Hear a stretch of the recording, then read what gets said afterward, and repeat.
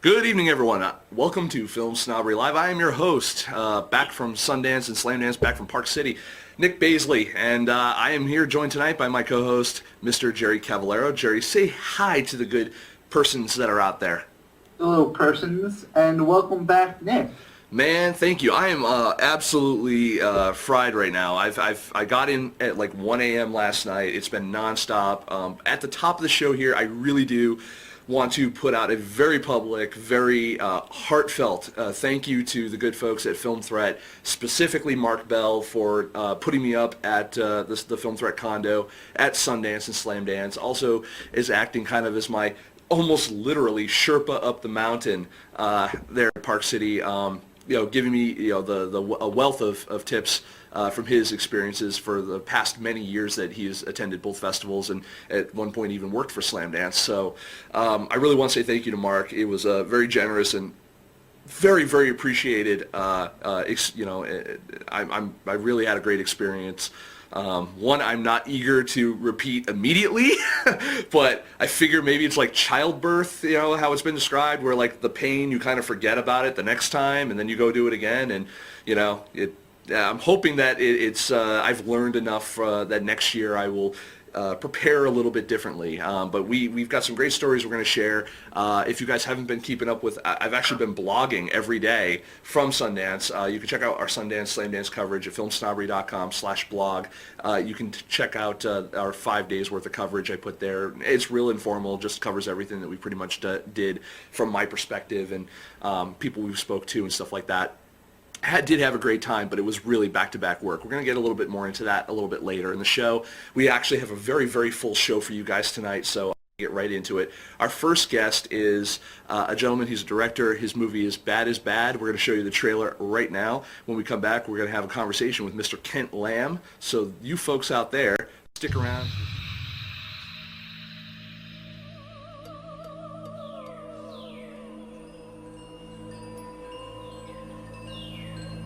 Sounds like you've had a nice life so far, George.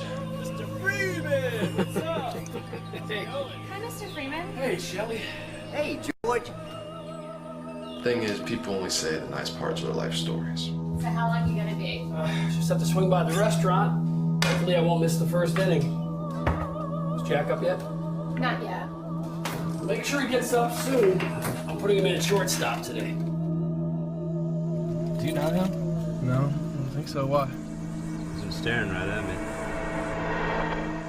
You never hear about the bad things.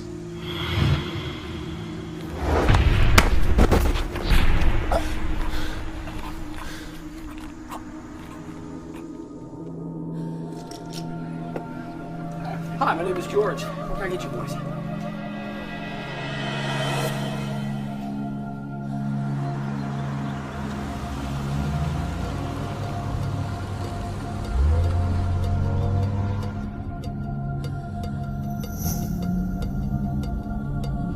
I mean, I think the bad things are much more interesting.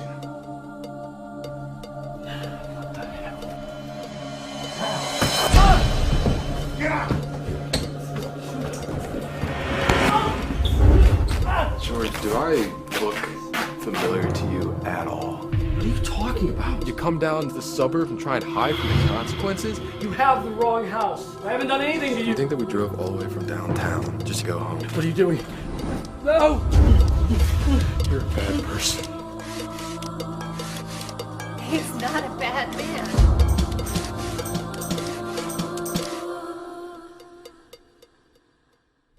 Never thought I'd actually find you.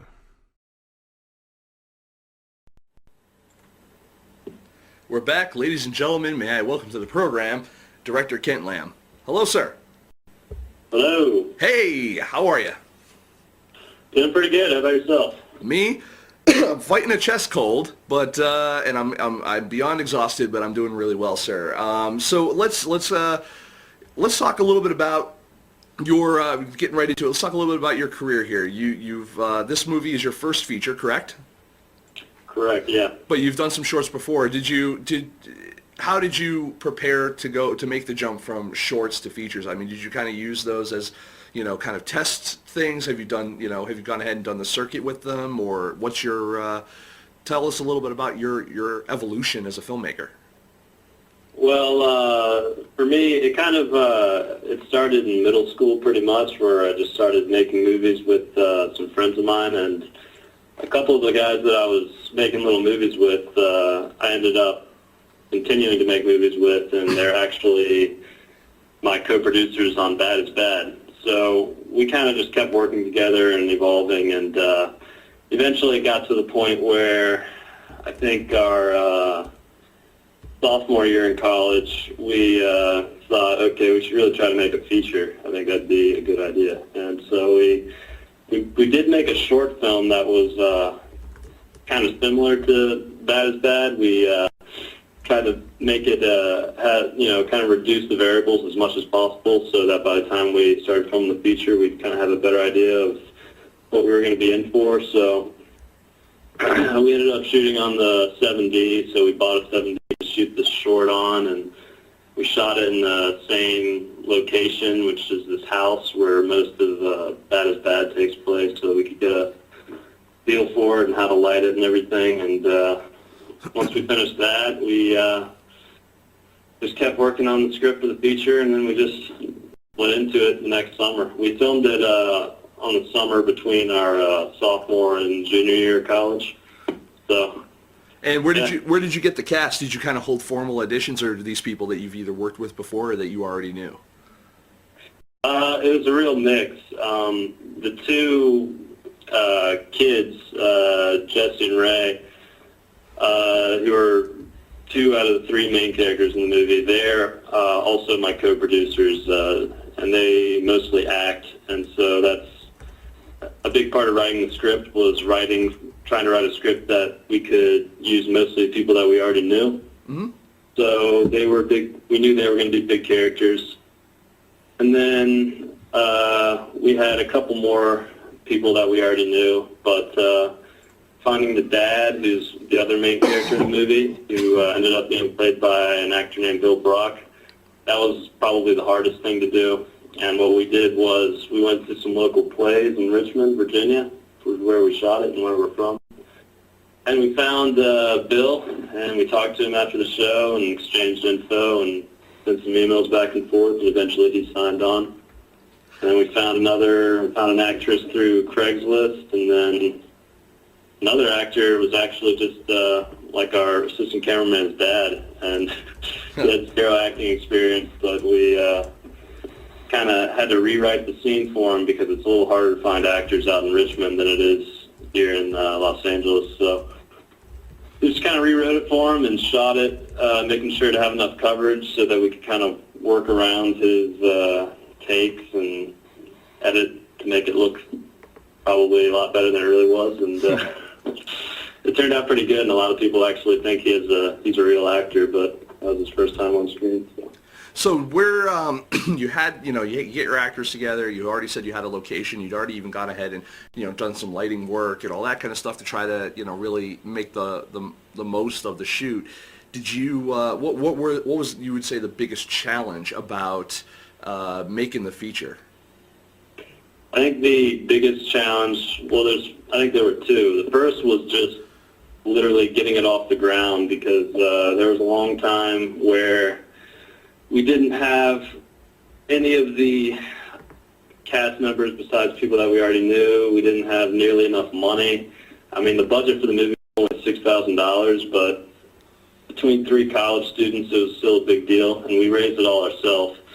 We didn't have any investors or any Kickstarter or anything like that, so we were just working part-time jobs, and luckily, it was pretty miraculous that the movie even got made, because we ended up winning 3 or 4 short film competitions and getting prizes that went think that made up almost half the budget for the movie right there. And then we found our DP over Craigslist, and we found the rest of our cast that we needed, and yeah, amazingly it got put together. And then after that, though, the second hurdle was we had kind of a weird post-production experience, because when we finished filming, I had to try to finish editing before I went back to school. I go to USC in Los Angeles, and we were filming, and I was editing back home in Richmond. So I had this really rushed editing experience, and this is also, you know, my first time editing anything nearly on this magnitude. So I didn't really know what I was doing, I guess. And so I had a what I thought was a final cut, which I'd like work really fast to try to finish, and it ended up, I guess, not turning out that great. And but I didn't really realize, I wasn't sure at the time, because I totally lost all my objectivity in regards to the movie. So and you know, that's something that even we've talked about before in the past. I mean, I gave an entire panel pretty much about that at South by Southwest last year, called "Your Baby Is Ugly," and about being able to be objective about your work. And no, I can definitely see that. Now, as far as so did you have anyone else take a pass at it afterwards and kind of fix your mistakes, or did you just walk away from it for a while? yeah, well, that's what happened. We showed some people, and the responses were kind of varied, but we could tell that it wasn't where it was supposed to be. So I don't know. For a long time, we just kind of started thinking, well, maybe we just messed up here. Maybe this is just a big failure. And we kind of just stepped away from it for a while. I mean, we were still submitting to film fests, but wasn't really getting in anywhere. So it wasn't until about, like, literally 6 months later where I watched the movie again for the first time in months. And watching it, I just, like, realized how much I could cut from the movie and have it work so much better. And I just completely overhauled the entire movie and, like, re-edited pretty much everything. And when I started showing people, the reaction was way better. And so that's the version that's the final cut now. Now, you're one of those independent filmmakers that wears many, many hats. Obviously, you edited your work, you directed it, you know, you wrote it. What would you say that you're the most comfortable with? Is it the writing? Is it being behind the camera? Is it being you know, doing the post-production work? What would you say is like your forte? Well, at the time of making Bad is Bad, which was, I guess we filmed it, I guess about a year and a half ago now. At that time, it was probably directing. That's like directing and editing probably, or at least I thought. When we were writing it, it was our first feature that we wrote too, so it was a lot of trial and error and took a long time to write it.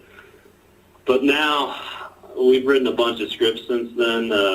Kristyn and I, who's my co-producer and co-writer, and also plays Jesse in the movie. So I feel really comfortable writing now, actually. And I think it's writing and directing I feel a lot more comfortable with now. Now, I have a... we were talking a little bit, for the audience who doesn't know, we were talking a little bit about your distribution plans of what you've done with the film since it's been out there, and you had mentioned to us that you actually decided to put it up online. And Jerry's going to go ahead and he's going to throw a link or two, hopefully, up in the chat room. But not only that, I wanted Jerry to actually go ahead and have a quick conversation with you, because it looks like you guys have something in common, which is you both decided to go ahead and put your films up online for free for a period of time. Jerry, I'm going to have you, for once, I guess, take over the conversation here and talk about, you can ask some questions of Kent about maybe like his motivations for doing that, and maybe see if there are any similarities between both of your reasonings. Okay. Okay. So just pulling me right into it. You know, every time you think you're out, I just pull you back in. And by that, you just dragged it out and are like, Jerry, I want you to have a conversation with him, and this is exactly what I want you to ask. And yeah, well, you know, pretty much do what I tell you, bitch. Okay. All right. Have at it. So Ken, what were your motivations behind putting your film online for free? Well, this was right after we had finished the actual final cut of the movie. Just kind of had a meeting with the other producers, and we were talking about our options. And we had already spent a good chunk of change submitting to film fests. And by the way, that's a process that I really hate. It's probably my least favorite process of making a movie. But we already spent a lot of money. We were pretty much broke, and we were sick of just sitting on this movie and not having anybody see it. So we thought, well, you know what? It only cost us $6,000 to make the movie, which is, I mean, in movie terms, nothing. So, you know, why don't we just put it online for free? Because the worst thing that can happen is not a lot of people watch it, and that's it. The best thing that can happen is we can get a lot of exposure and hopefully build up, you know, some fans and make it a lot easier to crowdfund our next movie, or, you know, just get people interested, maybe get a little bit of press online. And so that's what we did, and it turned out great. We ended up getting, so far we've gotten like over 20,000 hits on Vimeo and 1,000 downloads, and we just put it on YouTube about a week or two ago. And yeah, I think it was a great decision. Right. Yeah. CJ. Congrats on those hits, first of all. That was kind of the same reasoning I had behind why I put my film for free. However, it took me a couple of years. You guys did it as soon as you got a final cut. So that's kind of smart on your part. Especially for like a micro-budget film, you know, you don't really have that big of a loss. Plus, like you were saying, just submitting it to festivals and like distribution companies, like you got to pay to mail out the film and all the materials and stuff. And when you're submitting to festivals, you got to pay like $30 to $50 up to $100 for some festivals, and then you have to actually go to the festivals if you get in. It just gets really expensive. So not to mention you have to wait months just to hear back, and in the meantime, you're really limited in who you can show the movie to. I mean, pretty much have to be in person. Yeah, that's one of the worst parts, the waiting. I lost a year on my film waiting, just submitting it to festivals. But I was very selective, and I was choosing the wrong festivals, and I waited a year before I even was like, okay, I'm just going to submit it to local festivals. And then I started getting into all these festivals and playing, and I was like, I should have done this first. I shouldn't have held out for the big one, which that's what so many filmmakers do, and they literally could lose a year just waiting to show your film after it's done.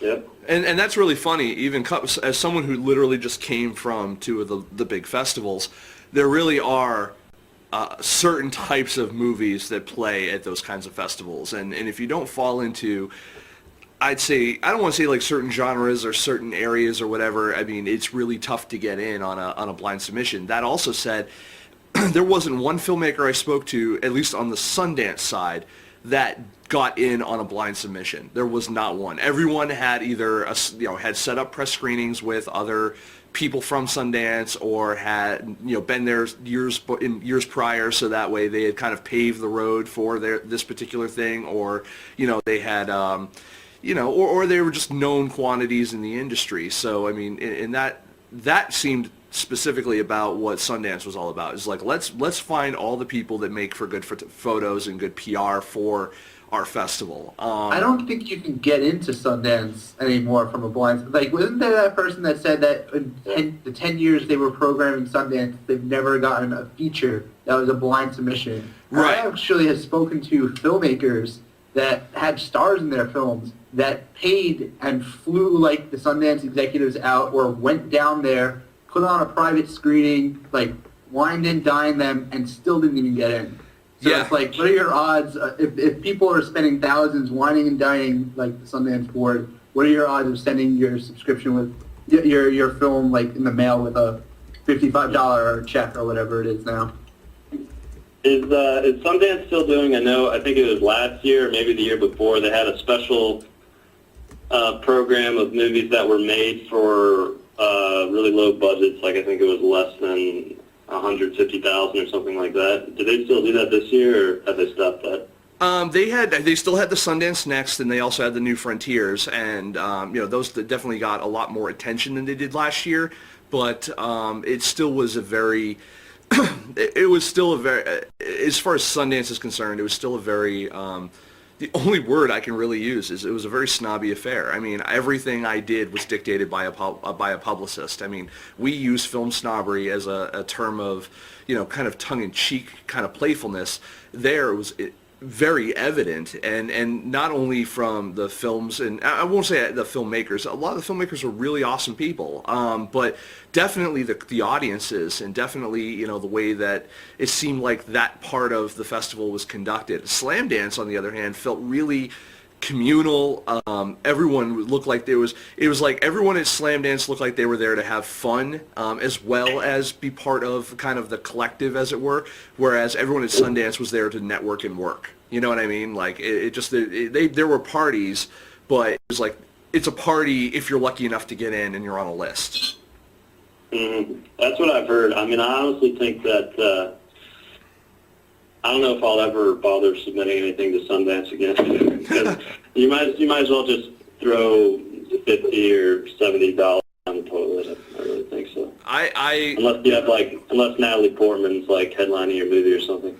Yeah, I hate to say it, I tend to agree, and not saying that everything in Sundance was star-studded, but there were definitely qualities about the films that were there and the filmmakers that were there, whether it was experience, budget, whatever, that really dictated. You could tell immediately why they got accepted, and I mean, there's some certain festivals that are like that. You can tell how people got into them, for whether one way or another. Slam Dance, it seems like you have more of a shot, but I still feel that it's not, it's, and I stayed basically in a condo with, a bunch of the programmers and jurors. So, I mean, I can definitely attest to the fact that, they're watching and they are paying attention. And honestly, I was just as ready to dismiss Slam Dance as I was Sundance. But I got to tell you, after working more so with the Slam Dance filmmakers than the Sundance ones, or at least those are the people that I hung out with more. I'm willing to give them more of a pass at in terms of the whole Park City snobbiness, kind of celebrity crush type of environment that is. I would say for filmmakers out there, if you are still looking to submit to one of those two big festivals in Park City, submit to Slam Dance. You could still enjoy the entirety of Park City, get a Sundance pass, and go to the parties and meet people that way, if that's how you want to work and network. But we've got more tips and stuff for that later on in the show. Did you ever expect, and this is a question actually for both Jerry and Kent, and then maybe based on that question, maybe you two can have a quick discussion. Did either of you just put your movie online because you thought you were going to make any money on it? No, not at all. Because when I put it on Vimeo, YouTube does have that AdSense thing where you can make a little. If you were to get like 1 million hits, and you can have your little ad pop up in there, and you might make $100 or something. But Vimeo doesn't have anything like that, and I just, my website doesn't have any ads or anything either. So I was really just trying to get exposure, and I didn't even have like a donate button or anything like that. So that wasn't really the intention at all. But I did just put it on YouTube and put the AdSense thing on there. So hopefully I can just make enough to pay to keep the website up and running. Honestly, I mean, even with my own website, that's all I hope for is will the site make enough money to sustain itself? You know what I mean? So now that this is up online, you're free, I guess, to work on other projects. What's next for you? Actually, I'm going to be shooting another really low-budget feature this summer out here in Los Angeles this time. And the good thing about having made Bad is Bad is that we've got 2 or 3 investors that are interested. And I think between them and Kickstarter, raising the money isn't going to be nearly as big of a headache as it was for Bad is Bad. So I'm really looking forward to that. Are you looking to work with some of the same people? Yeah, we're going to have a couple of the same people, but it's going to be really different this time around because since we'll be out here in Los Angeles, we'll be using this movie's different from Bad is Bad in a lot of ways. It's going to have a very big cast where Bad is Bad only had about 5 people or so. And so we're taking, lots of the cream of the crop from the USC theater school out here and some other people. And nice thing about filming out here is there's just no shortage of hungry actors and crew members to pick out and throw in the movie. So. All right. Well, it sounds like you've definitely learned something going from one feature to the next, and that you've kind of, any lessons that were to be learned. It sounds like you were wise enough to at least pull away and examine them. So I definitely give you much credit for that, and I also want to give you much credit for coming on the show tonight and talking about your project. If someone wants to learn a little bit more about your project, where can they go? Check out badisbad.com, and you can see the reviews, pictures, synopsis, trailer, featurette, and the whole movie. Or you can also go to our website, ogoodproductions.com, and find out more about us and our next projects. And you're on Twitter as well, right? Yeah, you can find me on Twitter. I think it's Kent_Ogood, OHGOOD. Like Kent Ogood.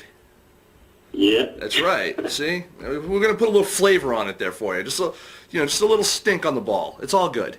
So I want to thank you so much for coming on the show, and I hope everyone gets an opportunity to watch Bad is Bad. It is up online. I'm definitely going to check it out because that's kind of my job. It's kind of what I do. But hopefully I can get some sleep first.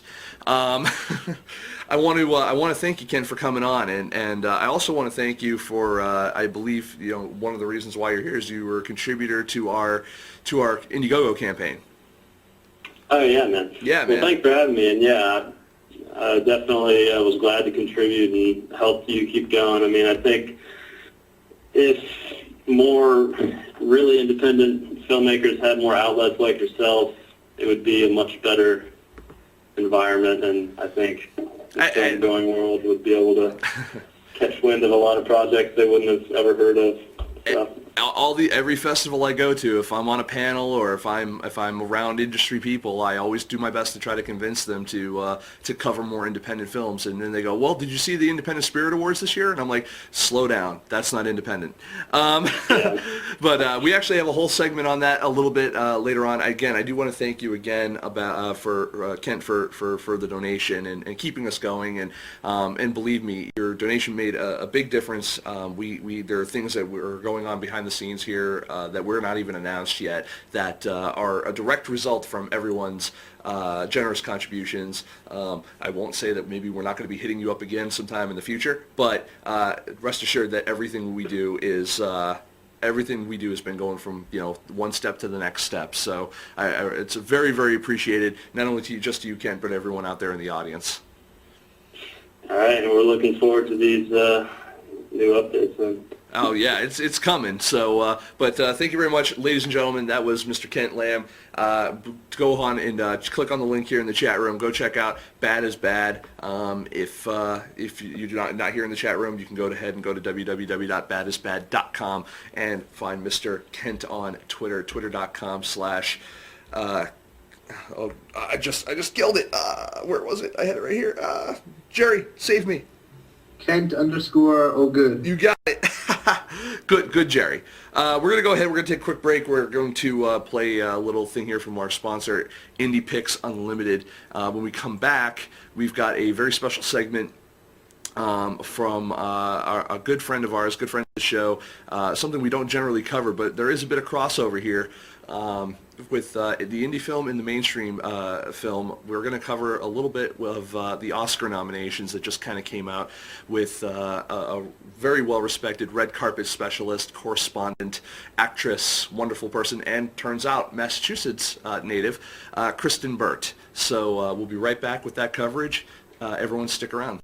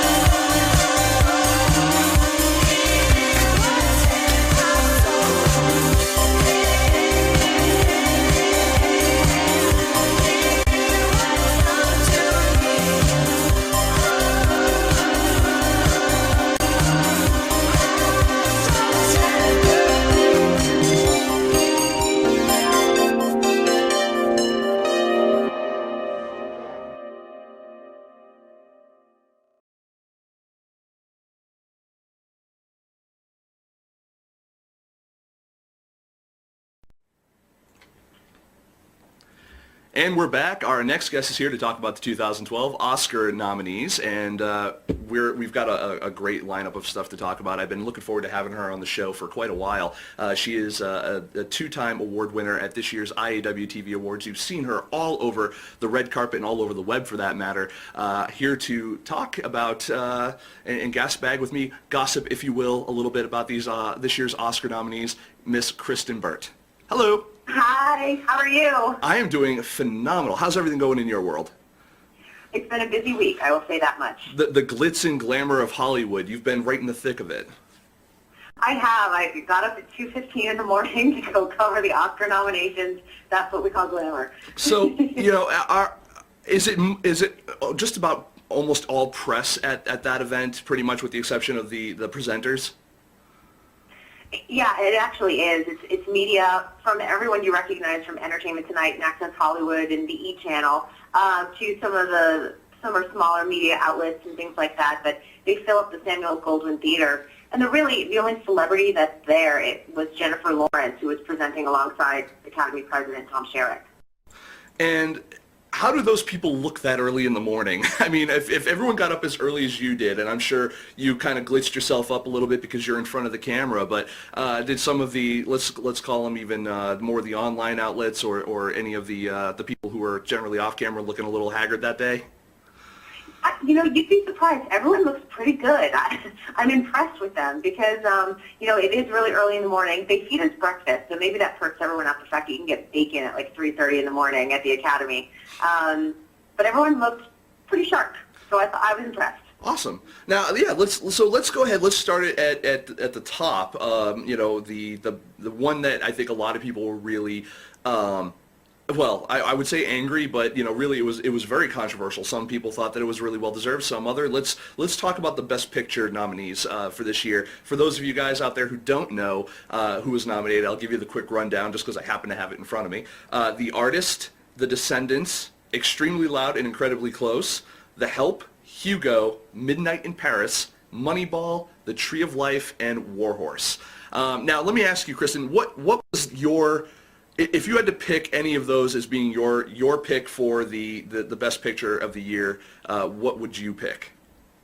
Hands down, The Artist. To me, that was probably the one that was the most well thought out from beginning to end on so many different levels, including story and music and the acting, the cinematography. I mean, it's beautiful. And it's different. It's unique. Obviously, the whole silent genre is completely different to us in 2012. So I think overall that's the one that's going to win. And it's funny because that one was more verbally controversial within the audience community, not necessarily like our community of people, critics, and stuff like that, because you had people literally walking out asking for their money back because this movie, they were like, it's a silent movie. But the funny part is like, weren't they all silent movies? Not more than less than 100 years ago. I mean, I think you can put up with a good hour and a half of what I would consider to be classical cinema. I mean, it was stunning, and I think that and the score is incredible the way it tells the story. So it's not like it was completely silent. You were listening to music. Right. And there's probably about 90 seconds of sound altogether otherwise. But for people asking for their money back, I sit there and think they must like Transformers 4 as their favorite movie last year. Oy. Where now one I'll admit that I definitely agree would be good in this particular category, the Best Picture category, but was also on another nomination list this year was The Descendants, because it was also on the Independent Spirit Awards list. And I didn't really agree with that. I don't think a George Clooney movie is within, regardless of budget, is really within the independent spirit. You know what I mean? It just feels wrong. But, you saw it. What did you think of the movie? I'm a huge Alexander Payne fan. I mean, I cannot get enough of Election or Sideways. I can watch those over and over without getting sick of them. The Descendants, I thought it was a good movie. I didn't think it was a great movie. And, going back to your point of George Clooney and the Independent Spirit Awards, yeah, anytime you have Clooney, I mean, that's just rich and elegant and big budget to me, just because he's George Clooney. I mean, he's one of our, big sort of box office matinee idol kind of, guys that we have in 2012. So it wasn't my favorite performance out of George Clooney. I do think that he showed a softer side to himself, and that's why he is nominated. Mm-hmm. Now, let's look at the two heavy hitters this year in terms of the directors. The Hugo, directed by Scorsese, and you had Warhorse, Spielberg. Do you and Warhorse being that they're both relatively new to the cinema. Warhorse, though, specifically just came out. Did that feel at all like kind of like a last-minute addition because it's Spielberg and they felt that, we should nominate him for something? Or did you have an opinion at all on either Hugo or Warhorse? The Hugo, all the nominations, I mean, it tops the list with 11 nominations in total. I do think it's well-deserved. I think it's one of Scorsese's most well-executed films that he's ever done. Warhorse, I've seen the Broadway show. That to me was a little bit better than what I saw on the screen, and I kind of felt like we're not going to give Spielberg Tintin in the animated category, so we're going to give him Warhorse, which to me was a really strange trade-off. And as far as the animated category is concerned, it seems like a lot of the animated CG movies really seem to be ignored in that animated category. Polar Express, Tintin, was Fantastic Mr. Fox, kind of just going back. Do you feel that they should be revising how those nominations are actually done for animation, being that, CG is a kind of a form of animation? Yeah, and, we may in the future where we have to divide categories, because it may get to a certain point where you look and think, there's hand-drawn and then there's CG, and how do you, compare the two? And that's, as technology develops and we see more and more animated films, because, we have a lot of animated films this year, and the slate for next year and the year after, I've seen Pixar's, and alone, their slate is huge. So I think at some point the Academy may have to go back and revise some of the categories or some of the rules. Now, as far as you have to see all of these movies, or you choose to see all of these movies because you want to stay well informed, you want to stay up on everything. I totally feel out of my element as far as talking about all these mainstream movies because I cover almost exclusively independent films, and it's great to have someone like yourself who's out there, watching all of these things for us, so you can school me. So what is that like, though, to have to go and see that many movies? It's a lot. I honestly spent my entire December. I pretty much went to one or two films a day, and you kind of know by December what at least is going to be in the mix in terms of award season. And I know when I'm getting a little bit of award season fatigue because I start checking the running times, and if it's over 2 hours, I'm like, Now, and where you go see these in the theater, right? Do you not get a lot of screeners? I do a little bit of both, but in the month of December, it's a lot of the theaters offer complimentary tickets to press and to voting members of the different guilds, so I utilize that. The screeners seem to arrive post-nominations, so they arrive en masse in my mailbox, and sometimes I'm like, seen that one, seen that one, seen that one.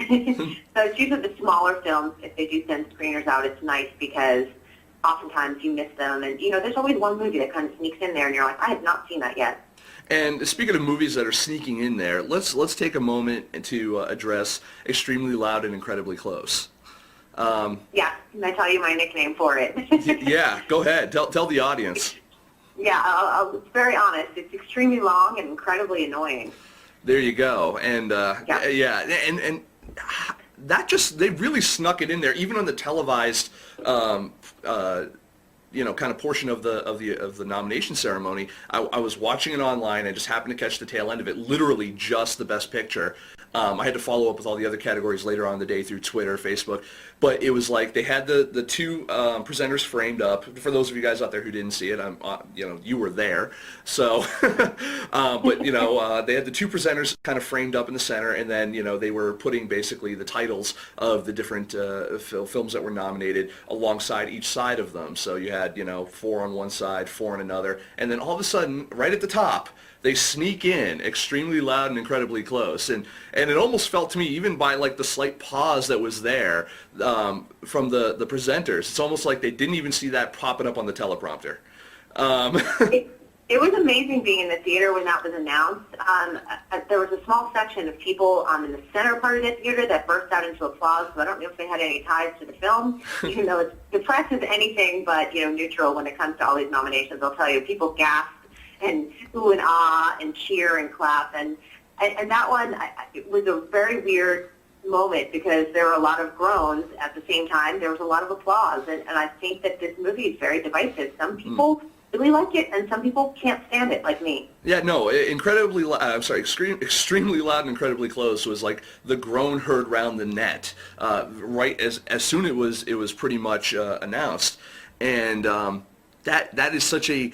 It was such a weird kind of thing to see that, because it seems like a lot of audience members that went to see it really liked it, but the blogosphere and the 140 character critics on Twitter and stuff like that really seem to almost universally hate it, which is funny because of if you want to look at it as like a 9/11 movie, there are some that you watch that some people I think feel obligated to like.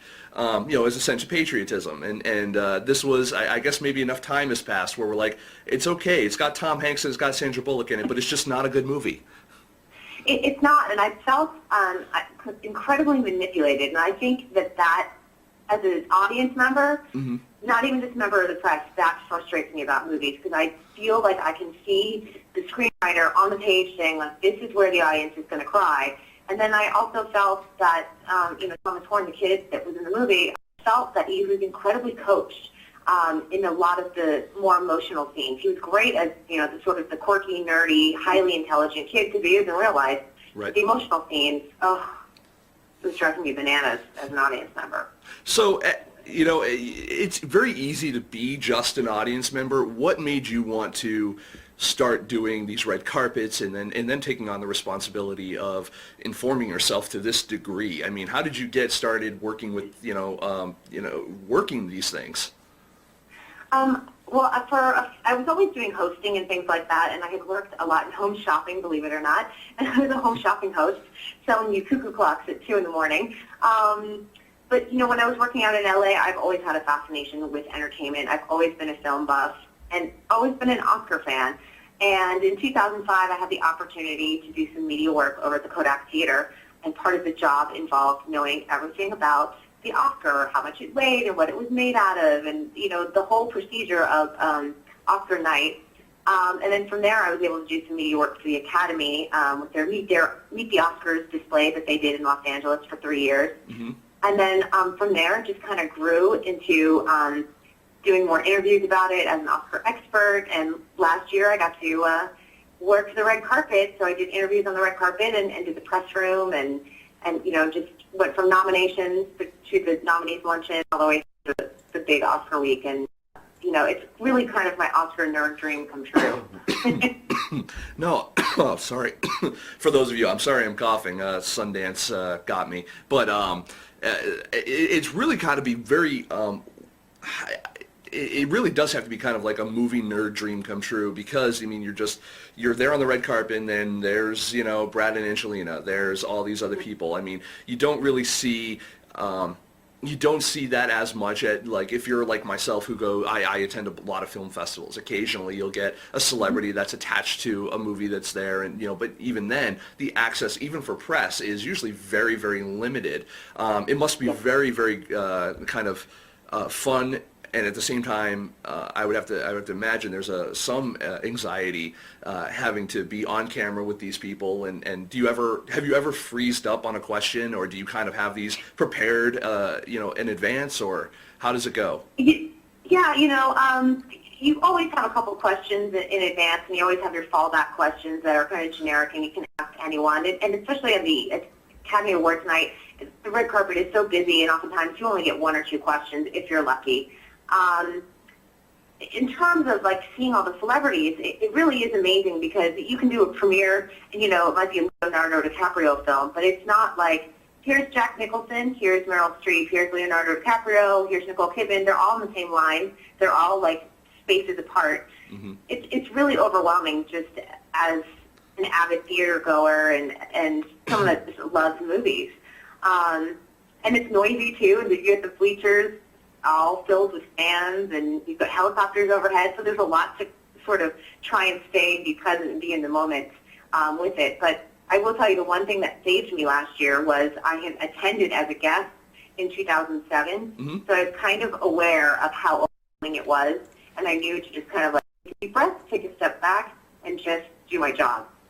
And yeah, I like how you kind of, you really kind of frame that whole experience like that, and you kind of put some perspective into it, and you had an opportunity to kind of scope it out first. See, now I'm learning things because, maybe next time if I'm ever at an event like this or the Independent Spirit Awards or something like that, see, now you're schooling me so that I can be a proper host and ask questions, as opposed to just somebody on a little web show like FilmSnobbery Live.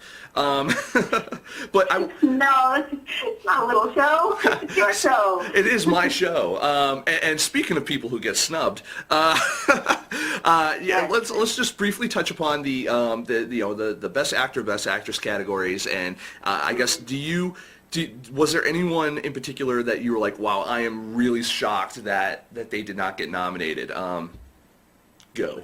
I think when you really look at like what people were predicting in the best performance by an actor in a leading role, I think, Leonardo DiCaprio has been in the mix the whole time, as was Michael Fassbender, and the two of them did not make the list. Now, I think J. Edgar lost a lot of steam throughout the awards show season. It just wasn't a great film, and this wasn't Leonardo DiCaprio's finest role by any means. So, no. And honestly, it started to eclipse.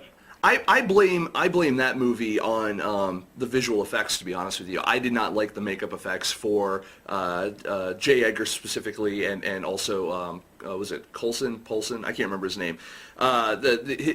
J. Edgar's friend in the movie there, and by friend I mean more than friend, best friend, whatever you want to call it, confirmed bachelor. No, Confirmed bachelor. Yes. We're taking it back to Three's Company times. But I mean, I saw that movie as a special screening at the Napa Valley Film Festival in November. I think it was the same weekend. It was only opening, I think, in like Los Angeles and maybe New York. And I got to tell you, the story I didn't hate. I'll be honest with you, I didn't expect it to be a love story. I really appreciated how Eastwood really crafted that movie, but I really was distracted by the cinematography and the visual effects. That I really didn't. It didn't sit well with me. It felt very uneven. I don't know how you felt about that. Yeah, a lot of people talked about the fact that, the whole Leonardo DiCaprio aging effects and things like that. When it's distracting, it's taking away from the story. That's all you're focusing in on, and at that point, you're lost. I mean, they've lost you as an audience member, and what's the point? Yep. Yeah. And then you look at something like, you look at what Meryl Streep did in Iron Lady, and you look at Glenn Close and Albert Nobbs, and that was incredible makeup. It was incredible performance where they just, I just call Meryl Streep, she just was. She was just in the state of being. She was Margaret Thatcher. You didn't feel like, oh, this is Meryl Streep playing Margaret Thatcher. You just were watching Margaret Thatcher on the screen. And I thought the choices that Glenn Close made in Albert Nobbs, I thought were astounding, and I feel like in another year that would have been her Oscar, but I think Meryl and Viola Davis are going to be tough to beat in that category. Now, it is funny because, a lot of people were talking about how they felt that Rooney Mara had kind of snubbed Tilda Swinton a bit. I like the fact that Rooney has is nominated for Girl with the Dragon Tattoo. But I think that it's almost like it's not that she's new. I mean, she's been around for a little bit now. She's done a few movies, definitely. But, I think some people, were mad because I think they feel Tilda's really she's put in the time, at this point. Yeah. And I think a lot of people think that she is like the next Glenn Close or Meryl Streep.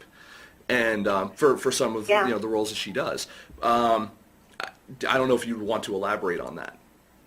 Sure. I mean, I think Tilda Swinton is an incredible actress. I mean, every role that she steps into, she's another one that she is that character. You don't question, because you have to look at Tilda Swinton too. I mean, she is quirky, not only in personality but also in looks, and I love her androgynous look. I think it's fantastic. It's very Bowie-esque. I love watching her on screen. It doesn't distract me at all because she's such a good actress and she really can get into the character. I did say, though, I did a kind of a, Oscar nominee prediction show the night before on Monday, and I said, I don't think Tilda's going to get it. I think Rooney's going to sneak in there, and that was one of my accurate predictions. And I just feel like Girl with the Dragon Tattoo picked up enough steam late in the award show season, and that's where you start seeing that reflected in the Oscars because it is the last show of the official award season. So things sometimes change between, like, Golden Globes, SAG Awards, Critics' Choice, things like that. And what would you think about people who I think a lot of audience members would say, wow, those people have been overlooked for a while.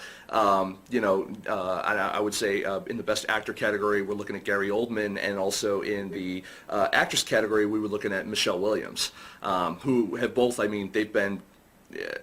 Michelle, again, not as she hasn't been in the game as long as Gary Oldman, but her body of work has been astounding, and Gary Oldman he's fracking Gary Oldman. So that man should have been nominated in every movie he's ever made, in my opinion. I've always enjoyed everything he's ever done. He's a terrific actor, and sometimes you do get nominated for your body of work. Sometimes you win for your body of work. Mm-hmm. And that sometimes I think is unfortunate when sort of politics, overtake the actual performances. So I was glad to see Gary Oldman on that list. It did take it away from Michael Fassbender and Leonardo DiCaprio, and Demian Bashir was the other surprise nominee for A Better Life. In terms of Michelle Williams, this is her third nomination. She's going to win. She's going to win soon. I don't think that Joel is the one that's going to get her the statuette. And I'll tell you why. The movie itself was, My Week with Marilyn, I felt like it was an incomplete story overall. I thought her performance was wonderful, and I did feel like I was watching Marilyn Monroe on screen, and she's just such an incredible actress. And if people haven't seen Blue Valentine, or if you want to just even go back and take a look at her work in, what's the cowboy movie? Not Brokeback Mountain. Brokeback Mountain, right. Yeah, Brokeback Mountain. I'm like, what's the cowboy movie? Brokeback Mountain. Like, go back and, look at how little dialogue she had in Brokeback Mountain, but how much she said in so few words. Oh, no, absolutely. And it's funny, do you think that more people were upset that Rooney Mara probably, kind of took it over Tilda Swinton, or do you feel that, My Week with Marilyn, Michelle Williams, maybe. Do you think which one do you think people were probably more angsty about in terms of, placement? I feel like Michelle's been a lock. Michelle, Viola, Glenn Close, and Meryl Streep have been locks for months now. I'm going to say at least 2 months in terms of an Oscar nomination. Mm-hmm. I feel like that fifth nomination where it was Tilda for most of the award season, I felt like she was kind of hanging on. And that's when, with the late push with Girl with the Dragon Tattoo, that's where Rooney was able to slip in and grab that fifth nomination. And I just find it so it's just so funny because there really is. You kind of follow this. I would think throughout the year. Obviously, more pressing during the Oscar season. How political do you think a lot of these nominations are? When I start opening up the trades, so I start opening up Variety, Hollywood Reporter, I start even just other magazines. What is it? The Cinematographers Guild and the Producers Guild, all those kind of things. And you start seeing the for your considerations. How political, how much money does it take to buy an Oscar nomination? Because I would like to know, because I would love to just Oscar nominate my show. Let's do that. Let's do it. I think the masters of it, Harvey Weinstein is the master of Oscar races. He and his company will spend millions of dollars, whatever it takes, to get his projects out there and in the press.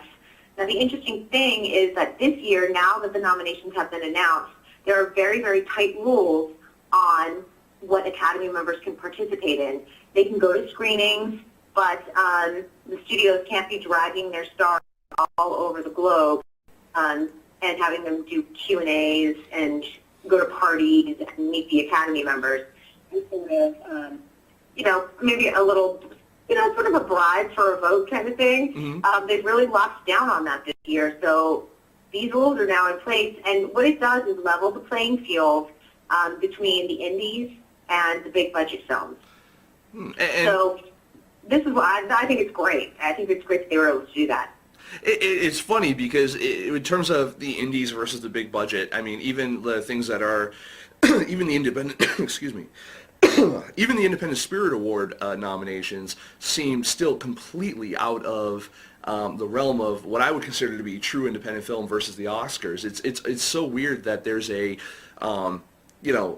just how separate those worlds feel. Like even when I was at Sundance and Slamdance this past week, where really those worlds collide on many, many levels, it still felt like almost there was like the real independent filmmakers were like the Morlocks, hiding in the sewers, you know what I mean? And all the celebrities were basking in the daylight glow and, skiing and all that kind of stuff. It still feels so uneven in terms of treatment. And I understand, the award ceremonies are, I think it's a twofold thing. Obviously you want to congratulate people for a job well done. That part I have no problem with. I've never really enjoyed like the pageantry of it, and yourself speaking as an award winner. I mean, you were a 2-time award winner at this year's IAW TV Awards. First of all, tell the audience, what were you nominated for? What did you win? Sure. We were nominated for 3 awards: Best Director in a Nonfiction Format, Best Host in a Taped Web Series, and I'm gonna take that one away from you next year. You're going to take it from me. Yeah. We're going to throw down, have a challenge. No. And the show was Best Hosted Taped Web Series. So we won the web series and the host. So we won 2 out of 3, which we were very pleased with.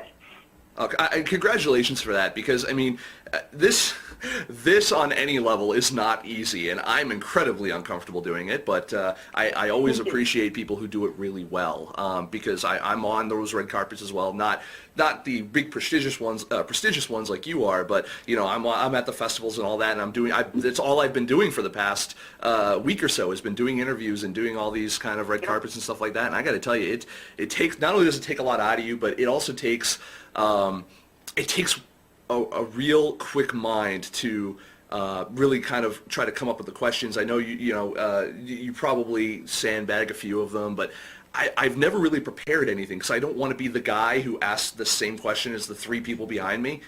So, how do you do that? I mean, when you're working at a celebrity level, I'm assuming you really just want to kind of, because of the time constraints, you really just want to kind of move them in and out. But, on any other level, how do you generally prepare?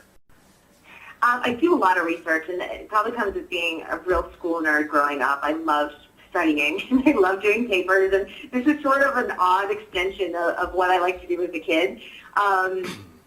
And it's important. It really is important to do your research and to try and find that little morsel or that little tidbit that you think, the bigger outlets are not going to ask. Ryan Seacrest isn't going to ask, or People, or Entertainment Tonight, because that's where you're going to get a lot more personality as a celebrity, because they'll think, oh, you did your research. Let me give you a good answer to this. But it also gives you some good sound bites that people haven't heard before. And I think that is really important. You do have to be quick on your feet, because anything can happen. A lot of times you're filming live, or streaming live over the internet. And celebrities have bad days too, and they can be nice and they can be not so nice, and you kind of have to roll with it and not be rude back. You just try and smile and be like, oh, someone's having a bad day. Just blow it off and move on to the next person. Have you ever had a moment where you slipped, and like you were just like, maybe you were having a bad day too, and you were like, yeah, whatever, or like you just, maybe you were a little more curt than you meant to be, and you're like, oh, I can't believe I just did that. Sometimes you sit there and go, oh, that sounded a little snarky. Yes. I had a real interesting, and it's out there on the internet so people can look for it, but I had a real interesting interview with Thomas Jane at the Saturn Awards earlier last year, and he's known for Hung, and he's a quirky guy to begin with, and he was like back and forth and in and out of the interview, and then talking to his publicist, and then coming back, and then like just kind of walking away mid-sentence. I was like, what the heck just happened? And I was a little sarcastic, but at the same time, I'm like, I'm not sure what that interview was all about. So you can have unpredictable behavior too, which is, it makes it more fun, I think. And you know him for Hung. For me, he's the Punisher. I really enjoy, I really enjoy him in that role. But no, it's such it's so weird, and it's nice to know that I love having that you on the show because you're a fellow masshole, if you will. And you're out there and you're in LA and you're doing so well, and I really want to congratulate you on all the success. And how were this year's IAW TV Awards versus last year's, let's say, Streamy Awards? Yeah, the Streamies were actually in 2010, so it was it's been 2 years since the web community really came together. It's interesting. The Streamies in 2010 were tough because everyone was very excited about them. The build-up was huge. And a lot of people walked away disappointed just because people had brought parents and kids, and there was a lot of profanity and things that you just didn't necessarily expect. And I think we all appreciate edgy, and then there's a level where it just becomes inappropriate. And I think for many people, that's where the Streamy sort of turned that year. But I love that people sort of banded together and said, let's do something different. Let's, take a negative and make it a positive. And they did that with the IAW TV Awards. The Streamies are coming back this year. And, it's not going to be what happened in 2010. So that's exciting, too, that, everyone loves a Hollywood comeback. And that's going to be the Streamy story for 2012. And yourself, as a working actress and correspondent and all that on both the web and traditional television, as those two mediums really start to merge, do you think that award shows like the IAW TV Awards, the Streamies, stuff like that, will ever start getting as mainstream a coverage as, say, like, the Oscars, the Golden Globes, or anything like that? I mean, do you think that eventually, or even eventually, do you think that will be swallowed up as internet, personalities will be swallowed up by something like the Academy Awards, or, maybe even I don't know, maybe there would be another big glitzy one that they would create specifically for the web, if the other, the IAW TV or the Streamies never, don't grow to that level. Do you think that we'll ever get there? I think at some point we'll see a merging. I don't necessarily think things will be swallowed up per se. The Oscars are always going to be around and things like that. But I think you're seeing, like, I love seeing in, like, WGA Awards, which is the Writers Guild, I love seeing that they're honoring writing in web series and that they're really focusing in. And WGA is one of the best guilds in terms of really embracing what's happening with new media. So they obviously get it. SAG hasn't added any digital categories or anything like that. I wish they would take a look at it seriously because SAG New Media, which is a branch of that guild, is doing a wonderful job in trying to, get contracts out and get people working. So I think in time we will start seeing the bigger award shows at least honoring some of these categories. And speaking of people who should be honored, going back to the Oscars for 2 seconds, the nominees, there are always a lot of categories that kind of get glossed over. I mean, everyone knows the best actress, best picture. A lot of people also will pay attention to things like the best, the score, music. Some people don't really follow things like editing or even like going underscore, sound editing. So is there any of those kind of, I don't want to call them secondary categories because that sounds demeaning, but the lesser known categories that you really pay attention to personally? A couple of them actually. One of my favorites, and every year it's such an interesting category because it's really melding old traditions with new technology, and that's the makeup category. If anyone saw The Wolfman last year, Rick Baker, who did American Werewolf in London, he's the one that sort of pioneered all of these sort of special effects and makeup techniques. And he studied under Dick Smith, who was sort of king of all of those old monster movie makeup creations. But it's interesting to watch the evolution of all of that. I've been able to interview Rick Baker several times, and he talks about fighting with studios and saying, we want to do the natural progression in makeup and not all do this all CGI because it also gives the actors the ability to transform. So I always find that fascinating and how he's been able to adapt and when he thinks CGI is appropriate and when it's not. So the makeup category is always really interesting, and the Academy always does a makeup symposium on the Saturday before the Oscars. You really get to see what the nominees did and created in their films. And the other category, and just because it's a personal favorite, documentaries, I just think are always really interesting. I like documentaries as well, and it's funny because I think so many people consider most documentaries to be more of the indie fare. Like, you see a lot of documentaries at art houses. You don't always see them at the big multiplexes, but yet they're an Oscar-nominated category. Did you have a favorite documentary this year? Pina, and that's about Pina Bausch, and I was astonished that it made it this far. Pina Bausch was a modern dancer and choreographer. She passed away a couple years ago. And they were able to do a whole beautiful, wonderful 3D documentary about her work. And it's the very first 3D documentary feature that's ever been nominated. So if anyone gets, if you're a dance fan, definitely go and take a look at it. But it's so rich and so beautiful, and it's just really visually stunning. And we also had in that too, one that had gotten a lot of attention online, specifically Paradise Lost 3. Purgatory. Mm-hmm. Do you think that has a shot in hell when you also have things like Pina and Undefeated and Hell and Back Again? I mean, it looks like a very strong showing this year of documentaries. Do you think that the online audience is going to have enough clout to kind of, and people who are voting that are online, I guess, to make something like that work? The one thing about the Academy is the population, a lot of it is older. So you have to go with sometimes the more traditional fare, I always think. Mm-hmm. And Undefeated, it's got Harvey behind it again. Right. Harvey Weinstein, I'm like, you got money backing this one. So that's tough. That's tough to try and beat something like that. But the one interesting thing about the documentary category, too, this is the last year they are voting under these particular rules, where they have a committee go and, take a look and they watch all the films and then they nominate the documentaries. Next year, there's more stringent rules. Like, you can't, you have to play in legitimate movie theaters, not tiny little theaters outside of LA or outside of New York. It has to be reviewed by either the New York Times or the LA Times. That part I don't like. It's going to change it. That I will say, that part I don't like. I was just recently on a film critics panel with critics from the LA Times and the New York Times and the Hollywood Reporter and I think it was also the San Francisco Chronicle and myself. It just seems that, I mean, I understand and I respect the tradition of those two papers and the long running there's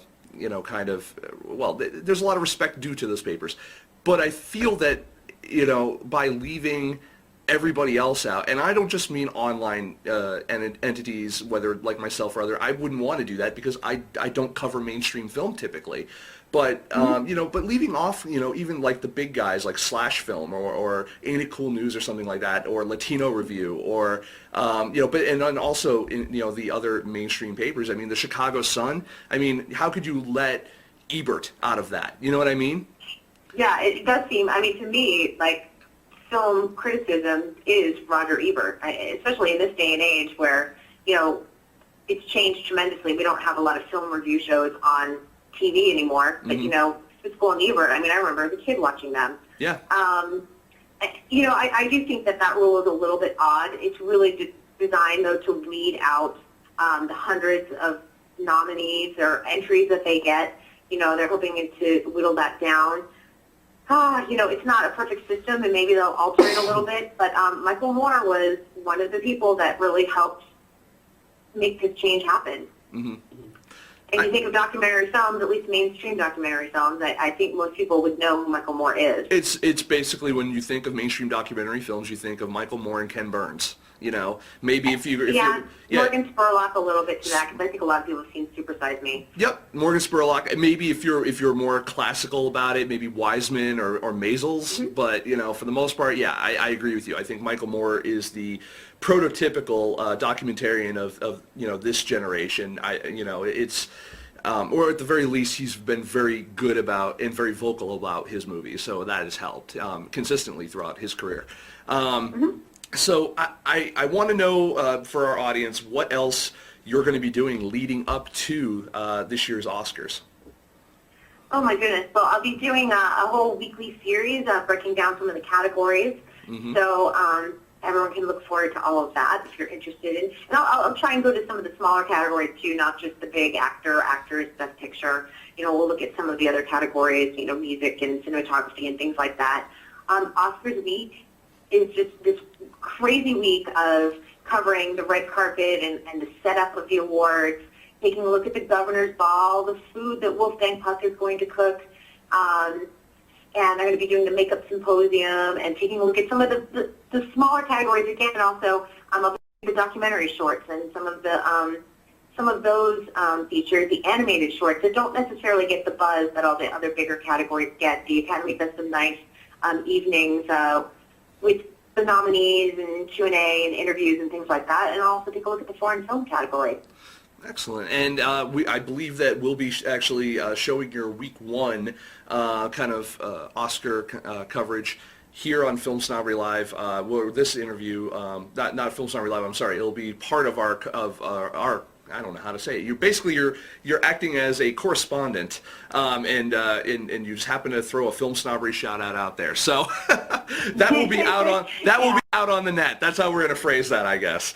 Yeah. And I'll be taping some more on Saturday, so there'll be a fresh one each week that everyone can take a look at as we get closer to February 26th. And we look forward to showing that to our audience too. And as much as we cover independent film, I think it's really important to showcase occasionally what goes on in Hollywood, because at the end of the day, I mean, as you grow as a filmmaker, it's important to kind of know how these things work, because I think a lot of that is about networking and presentation, marketing, and money to a point. Yeah, a lot of money. Yeah, a lot of money. It's a wonderful tradition in history of the Oscars, because I mean, I don't think anyone in any town or any city would say, I don't want to win an Oscar. Of course you want to win an Oscar. Absolutely. It's amazing.